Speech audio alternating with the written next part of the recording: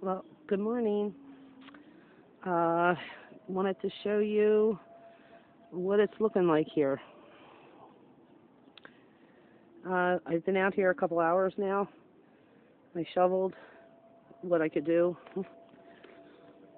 and I was able to dig out my car, if you could see. And, well, with saying that, I don't think I can get off of my street still. But you can see, like, pretty much everyone's still kind of plowed in here. Yeah. But, I guess I didn't do too bad. Um, oh, and just to let you know, I'm moving to Florida. You're coming with me. We're gonna move to Florida because this is for the Eskimos, and I'm not liking this at all.